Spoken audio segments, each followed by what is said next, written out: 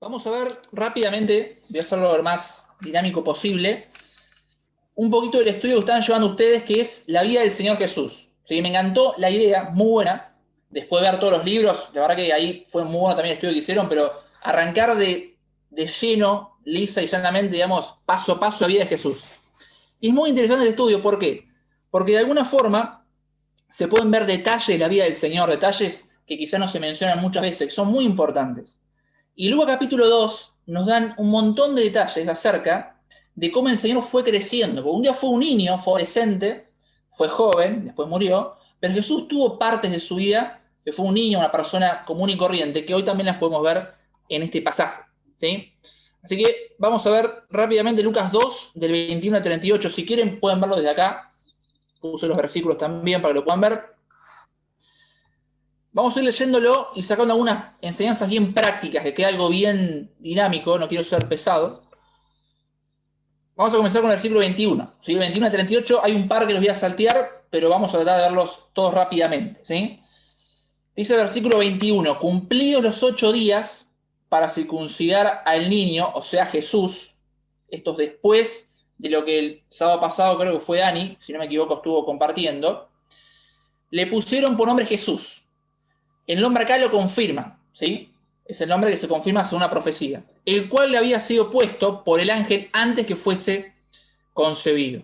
Fíjense que algo van a encontrar en todos los versículos de hoy y también en los primeros capítulos de Lucas, es que cada vez que pasa algún tipo de evento con el Señor Jesús, ya sea el nombre en este caso, o también el hecho de que lo van a circuncidar, o cualquier detalle de la vida del Señor, los primeros pasos, siempre hay un cumplimiento, hay una profecía que es en función del Antiguo Testamento. Es decir, que Dios acá fue muy minucioso, el hecho de cumplir cada momento de la vida del Señor. Fíjense que uno dice, bueno, 8 días, ¿qué diferencia había si eran 7, si eran 6, si eran 5, si eran 4, si eran 9? Uno puede pensar, es lo mismo. No, por algo eran 8 días, no voy a detener el porqué, pero cumplir los 8 días, justamente se cumplió esta profecía. Acá sacamos la primera enseñanza, que todo evento de nuestra vida, como fue en el caso de la vida del Señor, tiene un tiempo para cumplirse, algo que ustedes ya saben seguro, que todos sabemos. Pero muchas veces me pasa a mí, no sé a ustedes, que uno dice, ¿qué diferencia hay? A veces le cuestionamos cosas a Dios, ¿no? Como que nos podemos pensar en lugar de Dios. Decimos, ¿qué diferencia hay entre X cantidad de tiempo, un poquito más, un poquito menos? ¿Qué diferencia hay? ¿Por qué? ¿En qué radica? Pero bueno, justamente Dios, en sus tiempos, en sus planes, siempre tiene un porqué. Por más que sea 8 días o 9 días, que uno dice, ¿qué diferencia hay? ¿Por qué este detalle? ¿Qué hay detrás de esto? Bueno, Dios en los detalles también, en cuanto al tiempo, por algo pasan. Hoy pensaba que muchas veces nos pasa que en toda nuestra vida nunca quizás nos llenamos con la etapa que estamos. Quizás una persona mayor de 80 años dice, ojalá fuese joven. Y una persona, no sé, de 14 o 15, como muchos de ustedes, dice, ojalá fuese más grande para hacer esto. Y una persona quizás de 30 años piensa, ¿por qué no tengo 18? Y en fin, siempre nos cuestionamos esto, el tema del tiempo. Y Dios, por algo, marca los tiempos. Un versículo, no lo busquen, lo tenemos, Eclesiastés 3:14, Salomón dijo, he entendido que todo lo que Dios hace será perpetuo. Fíjense lo que decíamos justamente ahora, sobre aquello no se añadirá, ni de ellos se disminuirá. 8 días justos, los que estableció para ese evento del Señor. Y lo hace Dios, no lo hace un humano, para que delante de él tema los hombres. Ojalá que podamos, en todo sentido, aplicarlo en forma práctica. Esto es muy, pero muy del día a día. Uno quizás, me pongo en el lugar del chico, quizás está en la escuela, y uno quizás que no, ¿por qué no soy más grande para poder tener esto, tener aquello, tener más libertad, no sé, con el estudio, con lo que haga, con lo que fuere? Pero por algo pasan los tiempos de Dios. Y es bueno eso. Y pasan los años y vos más o menos te vas dando cuenta y decís, no, la verdad que valió la pena este tiempo. Valió la pena que Dios quizás no me dio algo en su momento y uno lo va pensando y se va dando cuenta que es bueno. Justamente, cumplir los 8 días como la profecía del Señor también se aplica a nuestra vida. Vamos al versículo 22. Y cuando se cumplieron los días de la purificación de ellos, no voy a detenerme en eso, conforme a la ley de Moisés, le trajeron a Jerusalén para presentarle al Señor. Acá Jesús, por medio de los papás, José y María, lo presentaron ante todo el pueblo. En aquel momento, el hecho de presentarlo en el templo no era algo solamente cumpliendo la ley de Moisés, que tampoco voy a explicar mucho de eso, sino tenía mucho que ver con algo social. Era un deber que tenían que cumplir ante la sociedad. y lo presentaron de forma pública, todos lo conocieron. Y fue muy arriesgado esto, porque los fariseos, o las personas que perseguían al Señor, mejor dicho, en ese momento también a la familia, quizás lo podían haber matado, lo podían haber amenazado a los padres. Pero a pesar de eso, José y María lo presentaron ante todos, ante la sociedad, al Señor. Acá otra enseñanza muy práctica. Tenemos que presentarnos ante el mundo como lo hizo Jesús. Y esto, chicos, quizás a veces cuesta bajarlo un poco a la práctica. Esto significa que mañana tengo que ir corriendo al barrio a predicarle a todo el mundo y si no lo hago soy un pecador. No. Esto significa que en las pequeñas cosas, en lo que Dios me dio, quizás un WhatsApp a un compañero, a un amigo, quizás si puedo hacer una obra de bien de corazón hacerla, aunque no, quizás no me guste mucho, algo sencillo para presentarnos ante el mundo.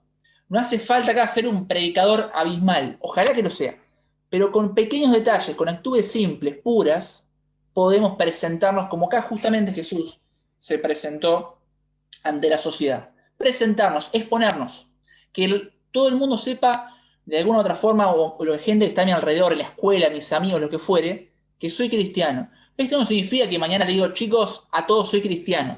No, justamente con hechos, cumpliendo quizás el tiempo que yo me da para predicar, quizás me da la posibilidad, quizás no, en forma simple, despacito, no de golpe, porque quizás tampoco muchas veces uno le da vergüenza, quizás en forma práctica y simple, poder despacito, paso a paso, presentarnos ante el mundo, ¿sí? En forma sencilla. No hace falta avalancharse de una en forma chocante, ¿sí? Seguimos.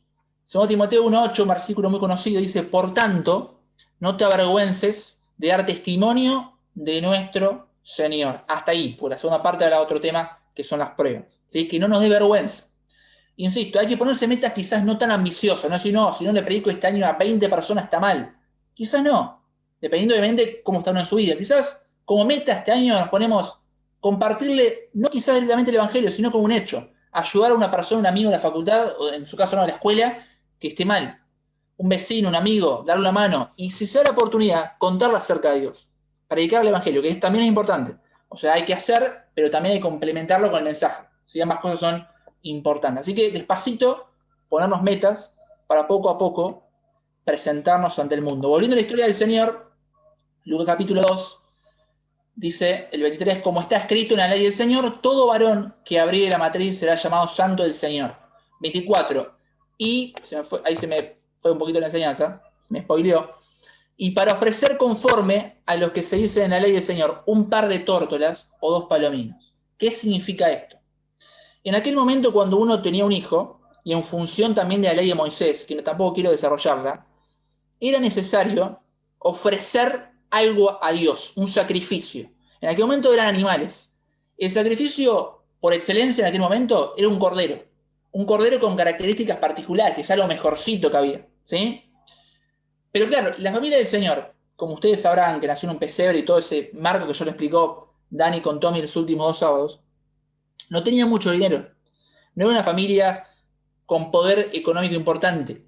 Lo poco que tenían lo dieron. Y que fueron un par de tórtolas o 2 palominos, que básicamente son pájaros, son palomas, búsquenlo en Google si quieren, son palomas que no son caras, en aquel momento se conseguían rápido, y justamente ofrecieron eso. Y la enseñanza, que ahí ya la spoileé, es más importante obrar con un buen corazón que la obra en sí misma. Viene muy parecido a lo que le decía recién. Quizás es importante, antes de ir por todo, quizás con algo simple, una actitud pura de corazón, hacer algo en la obra de Dios. Quizás ustedes están en un momento que no están en un ministerio, que no importa, no es solamente el ministerio público, la vida es algo íntegro, pero quizás, no sé, ayudando a un amigo, pidiendo quizás algún tipo de disposición, le dice, te doy una mano con esto, algo simple, con eso, arrancar con eso, ya de alguna forma, con un buen corazón, más allá de la obra, podemos agradarle a Dios.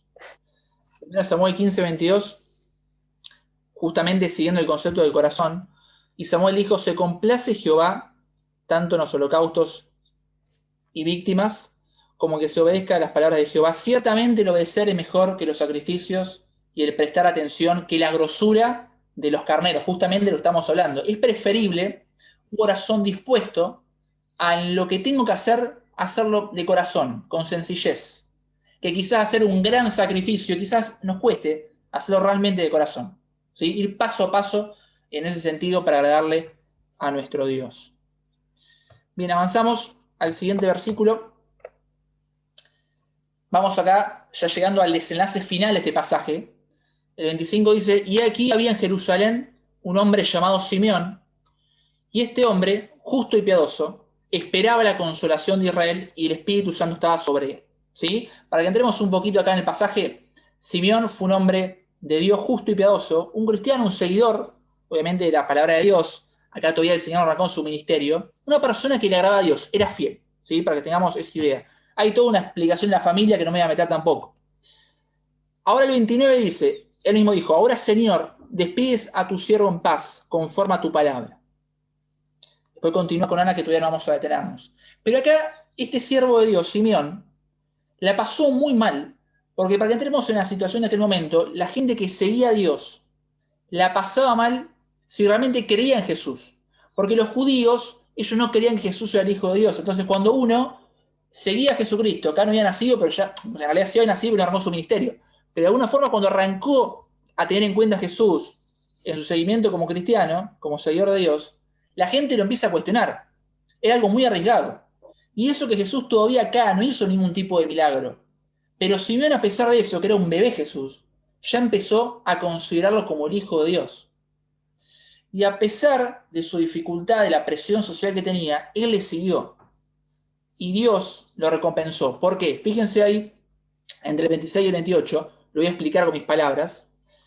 Le prometió Dios a Simeón que iba a poder tener a Jesús en sus brazos, que iba a disfrutar un tiempo con él. Un privilegio tremendo. Imagínense tener a Jesús en tus propias manos. ¿Por qué? Porque justamente él fue una persona fiel, que a pesar de la contradicción que tuvo en la sociedad, por ser una persona que obviamente los judíos estaban en contra de Jesús, él fue fiel y Dios lo recompensó. Otro ejemplo de este concepto de ser fiel a pesar de la dificultad lo encontramos en el 36. Que ahora es una mujer, Ana, profetisa, hija de Fanuel, de la tribu Aser, de edad muy avanzada, pues había vivido con su marido 7 años de su virginidad. Y era viudo, escuchen bien acá, hacía 84 años. Y no se apartaba del templo, sirviendo de noche y de día con ayuno y oraciones. Es decir, que a pesar de tener 84 años, de estar lejos quizás de lo que la sociedad le vendía como algo correcto, de estar sola, pues la habrá pasado mal seguramente, es humana, como todas las personas que aparecen en la Biblia, de carne y hueso. Obviamente el Señor es un caso aparte, pero las personas que aparecen en la Biblia son personas humanas como vos y como yo. A pesar de eso, fue fiel. Y Dios también la recompensó. Versículo 38. Esta, Ana, presentándose en la misma hora, daba gracias a Dios y hablaba del niño a todos los que se esperaban, lo que le esperaban la redención en Jerusalén. Es decir, que Ana, a pesar de lo difícil que fue su vida, mucho tiempo, 84 años, ella fue fiel a Dios. ¿Esto cómo lo traigo a la práctica de mi vida? Dios siempre premia al que confía en su palabra, más aún en la dificultad, como vimos en Simeón y Ana. Y esto quizás cuesta dimensionarlo, porque uno en la dificultad, en el problema, cuando la pasa mal, quizás uno se encierra en el problema, se amarga, quizás se puede deprimir, la puede pasar mal en serio, y no tiene esa mirada quizás para él para el futuro. Es decir, uno acá Dios por algo lo hace. Dios premia al que es fiel en la dificultad. Y acá volviendo al principio. No quiere decir, esto ya lo vamos a ver ahora, Hebreos 6:10, si quieren pueden buscarlo en su Biblia para ver un poco el contexto, pero esto no quiere decir que si yo en la dificultad tengo una caída, ya está, Dios me deja en costado. No, no significa eso. Dios mira la conducta, no mira un comportamiento aislado. ¿En qué sentido? El pecado tiene que ser un accidente en nuestra vida. ¿Podemos caer? Sí, vamos a caer, caemos. Ahora Dios evalúa la conducta, como es en general nuestra vida. Obviamente, si hay un pecado particular, obviamente hay que hablarlo, tiene todo un tema, el hecho de que uno puede confesarlo, pero también si es un pecado que impacta ya socialmente, ahí sí, puede haber disciplina, etcétera, pero no me voy a meter en eso. Pero un pecado que tuve, una caída, que todos la tenemos, no nos descarta de la carrera cristiana. Esto nos pasa muchas veces, que estamos en una dificultad y uno quizás se cae en pecado justamente y se bajonea. Pero no, lo que Dios mira es la conducta. Es decir, a pesar de que soy humano, que soy carnal, al fin y al cabo, en el balance de mi vida, intento agradar a Dios. No existe una vida cristiana 100% limpia. No hay. Nadie la tuvo. David, que fue conforme al corazón de Dios, cayó. ¿Cuánto más nosotros podemos caer? Esto no es una licencia claramente, pero lo que digo, Dios siempre premia la fidelidad en la dificultad. Y acá no tampoco tenemos que la abrir tan alta. Busquemos a Dios lo más posible, obvio, pero si caemos, nos levantamos y seguimos. No hay que ponernos por debajo de lo que Dios nos pone. A veces somos muy macizos con nosotros mismos y por algo que hicimos o una cuestión que se nos viene a la cabeza, ¡pum!, nos clavamos una varita más alta de lo que Dios la pone.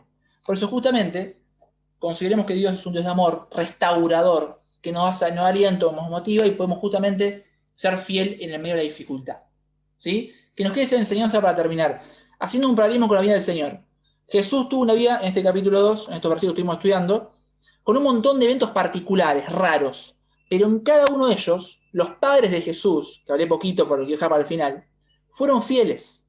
A pesar de que no tenían dinero, como vimos al principio, a pesar de la sociedad como lo encasillaba a José y a María, a pesar de eso fueron fieles y Dios también a José y a María los recompensó, como fue en el caso de Simeón y Ana. ¿Cómo? Nada más y nada menos, siendo los papás del Señor Jesús. Ojalá que podamos tenerlo presente en nuestra vida, que nos quede esta idea para terminar, que podamos ser fieles en la dificultad, sabiendo que Dios siempre, pero siempre está dispuesto a restaurarnos. Así que nada más y gracias de vuelta a los chicos de Alternativa por esta invitación.